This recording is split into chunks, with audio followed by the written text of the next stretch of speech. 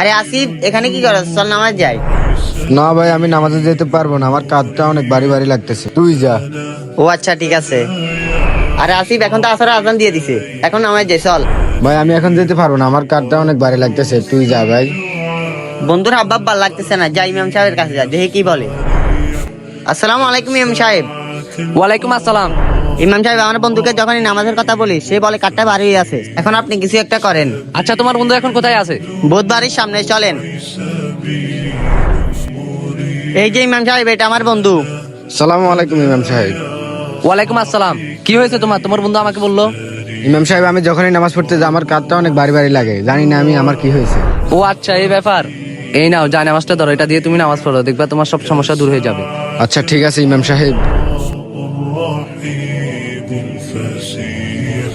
فبالله كم تستطب القروح ويبرأ